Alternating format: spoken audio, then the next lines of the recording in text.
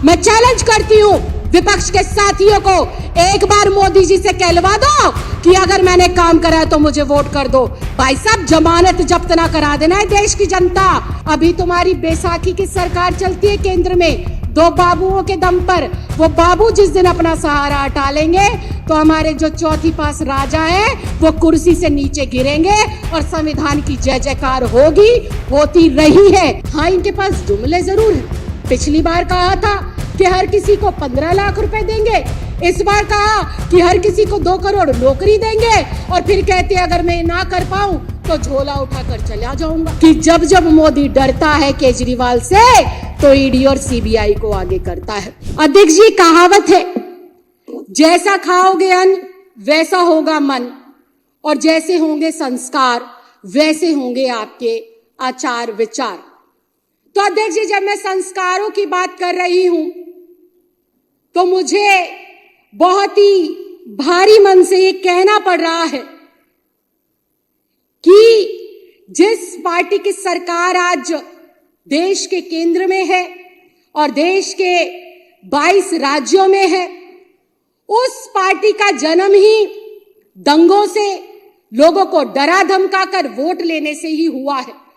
और वो डरा धमकाकर, दंगों से सरकार बनाकर जो प्रधानमंत्री के तौर पर बैठे हैं, उस चौथी पास राजा की संकीर्ण मानसिकता से सिर्फ और सिर्फ हम लोग इसी बात की उम्मीद कर सकते हैं कि उनके अंदर सिर्फ और सिर्फ ईर्ष्या है, ग्लानि है, और हर वक्त दूसरे के साथ परस्पर जो है कंपटीशन, काम के दम पर जीतने की भावना नहीं है। उनको कैसे नीचा दिखाकर आगे बढ़ा जा सके, ये भावना निरंतर उनके अंदर पलती है, बढ़ती है।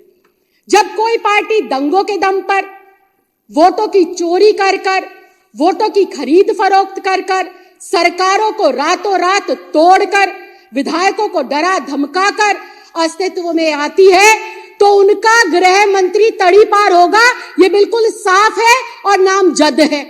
ये मेरा दल या कोई और नहीं कहता, ये चुनाव के माध्यम से कही हुई बातें नहीं है, ये तो भारत की न्याय व्यवस्था के माध्यम से न्यायालयों के अंदर सत्यापित बात है।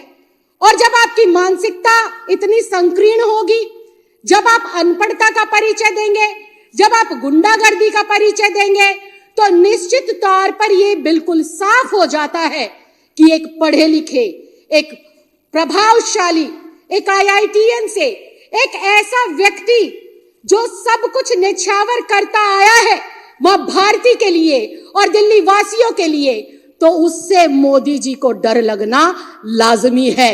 और ये बात कहना इस सदन के अंदर बिल्कुल गलत नहीं होगा कि जब जब मोदी डरता है केजरीवाल से तो ईडी और सीबीआई को आगे करता है, क्योंकि इनके पास कोई विजन नहीं है अध्यक्ष जी, इनके पास कोई विचार नहीं है अध्यक्ष जी, इनके पास कोई ऐसे नेता नहीं है जो देश के हजारों लाखों करोड़ बेटे बेटियों को रोजगार दे सके। हाँ, इनके पास जुमले जरूर है। पिछली बार कहा था कि हर किसी को 15 लाख रुपए देंगे, इस बार कहा कि हर किसी को 2 करोड़ नौकरी देंगे, और फिर कहते अगर मैं ना कर पाऊं तो झोला उठाकर चला जाऊंगा। तो जो व्यक्ति दिमाग में रखता है कि मैं नहीं कर पाऊंगा तो झोला उठाकर चला जाऊंगा, तो निश्चित तौर पर वो अपनी संकीर्ण मानसिकता का बार बार परिचय देते हुए अपने से ज्यादा प्रभावशाली विपक्ष के नेताओं को जेल में डालने का काम करेंगे, झूठे षड्यंत्र बनाकर उनकी ईमानदारी, उनकी कर्मठता और उनकी सरकार को डीरेल करने का काम करेंगे। मैं आज कहना चाहती हूं इस सदन के माध्यम से, बिल्कुल 4 लाइनें खत्म करूंगी। मैं इस सदन के माध्यम से आज अध्यक्ष जी कहना चाहती हूं कि मोदी जैसे और भारतीय जनता पार्टी जैसे लोग एक बार क्या हजारों बार जन्म ले लेंगे ना, तब भी अरविंद केजरीवाल का बाल बांका नहीं कर पाएंगे। क्यों नहीं कर पाएंगे? क्योंकि अरविंद केजरीवाल एक महज नेता नहीं है, अरविंद केजरीवाल एक क्रांति है, और वो क्रांति जिसने ईमानदारी और काम की राजनीति को 75 साल के बाद इस आजाद भारत के अंदर स्थापित कर दिखाया है। अरविंद केजरीवाल आज आजाद भारत में पहला ऐसा नेता है जो कहता है अगर मैंने काम किया है तो मुझे वोट करना। अगर मैं ईमानदार हूं तो मुझे वोट करना। मैं चैलेंज करती हूं विपक्ष के साथियों को, एक बार मोदी जी से कहलवा दो कि अगर मैंने काम करा तो मुझे वोट कर दो। भाई साहब, जमानत जब्त ना करा देना है देश की जनता, ढूंढते रह जाओगे वोटों को। तो अध्यक्ष जी, अरविंद केजरीवाल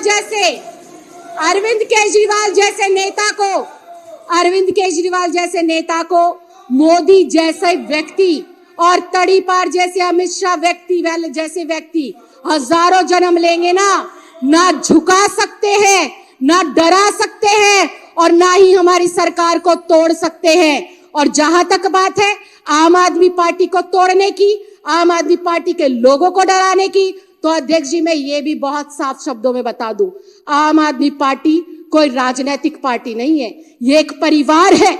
और इस परिवार में ना सिर्फ विधायक, ना सिर्फ मंत्री, ना सिर्फ सांसद है, बल्कि इस परिवार के अंदर दिल्ली के 2 करोड़ सदस्य हैं जो अपने बेटे के ऊपर, अपने भाई के ऊपर और अपने परिवार के ऊपर मजबूती से विश्वास कर खड़े हैं।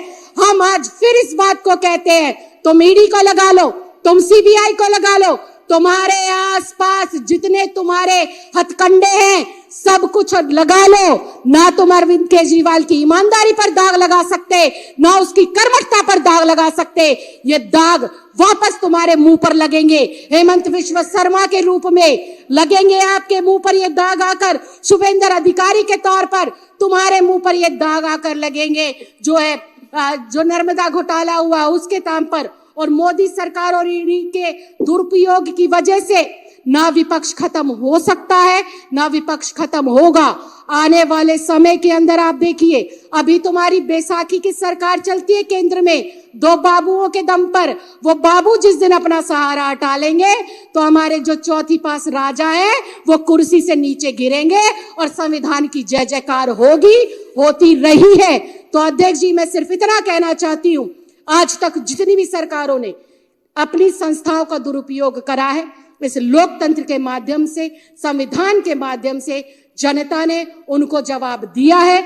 वो दिन दूर नहीं, दिल्ली में एक बार फिर से जनता भारतीय जनता पार्टी के कान पर इतनी जोरदार तमाचा मारेगी कि वो जो ये 8 सीटें हैं वो भी 0 पर सिमट जाएगी। अरविंद केजरीवाल जी को जनता प्यार करती थी, है और करती रहेगी। आज पूरी दिल्ली में एक ही नारा है, मेरा केजरीवाल ईमानदार है, मेरा केजरीवाल काम करने वाला है। और जब तक केजरीवाल है, दिल्ली के विकास को, दिल्ली के बुजुर्गों की तीर्थ यात्रा को, दिल्ली की विधवा बहनों की पेंशन को और दिल्ली के बच्चों की अच्छी शिक्षा, स्वास्थ्य को और बहनों की सुरक्षा को भारतीय जनता पार्टी के एक छोटे छुटभैया नेता ना रोक पाए थे, ना रोक पाएंगे, और ना ही ये इस क्रांति को कभी भी अपने रास्ते से भटका पाएंगे। अध्यक्ष जी, आपने मुझे इतने कम समय में मेरे शब्दों को रखने का मौका दिया, बहुत महत्वपूर्ण विषय पर बोलने का मौका दिया। मैं चाहती हूं कि इस विषय को आज से और अभी से हम लोग इतनी गहराई से जन जन में पहुंचाएं कि वोट लेने के लिए किस प्रकार से कामचोर लोग एक काम करने वाले नेता की छवि को धूमिल करने का असफल प्रयास करते हैं। ये इस प्रयास में भी असफल रहे और चुनाव में भी 100% असफल रहेंगे। 70 की 70 सीटें केजरीवाल को, अपने बेटे को, अपने भाई को दिल्ली की जनता देकर रहेगी। बहुत बहुत धन्यवाद, बहुत बहुत आभार। जय हिंद, जय भारत।